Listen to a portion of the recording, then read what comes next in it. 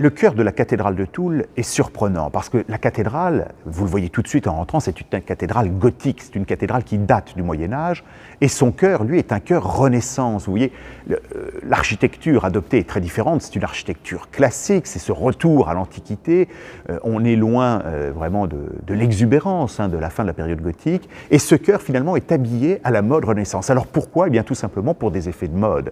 Le gothique est en train de passer et donc au début du XVIIe siècle, eh bien voilà, on va habiller ce chœur.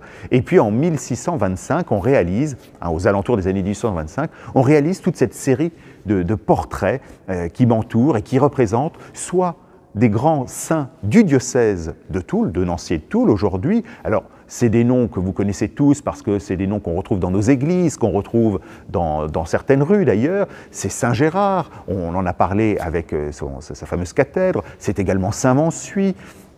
Il y a une sainte moins connue, par exemple Sainte Aprone, la sœur de Saint-Èvre. Donc vous voyez des noms quand même qui sont dans le paysage lorrain. Et puis vous avez l'un de ses plus grands saints du diocèse, c'est Saint Gozlin. Alors Saint Gozlin, il est face à moi, c'est le prédécesseur immédiat de Saint Gérard.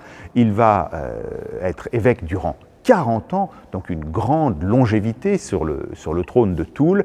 Et Saint Gozlin eh bien, va se distinguer principalement par une activité de fondateur, de bâtisseur, puisqu'il va être à l'origine de deux grandes abbayes. La première, c'est l'abbaye de Saint-Èvre, qui est principalement à destination de la formation, presque une école, si vous le voulez, pour les clercs. Et puis la deuxième grande abbaye, c'est une abbaye de femmes, c'est une abbaye de chanoinesses, c'est l'abbaye de Bouxières-aux-Dames. D'où d'ailleurs le nom, vous voyez, de cette commune, au nord de Nancy, dans la banlieue de Nancy, Bouxières-aux-Dames, les dames, ce sont les fameuses chanoinesses. Alors, Saint Gozlin va fonder cette abbaye, il y sera d'ailleurs enterré, enfin, du moins, ses restes y seront transférés par son successeur, par Saint Gérard, et puis ils resteront en paix, si l'on peut redire, jusqu'à la Révolution française, puisqu'à la Révolution française, eh bien, l'abbaye qui venait de quitter ses murs historiques pour se rapatrier à Nancy, eh bien, le tombeau de Saint Gozlin, excusez-moi, est tout simplement profané. Et puis, après la Révolution, eh bien, les reliques de Saint Gozlin sont finalement regroupées et actuellement, la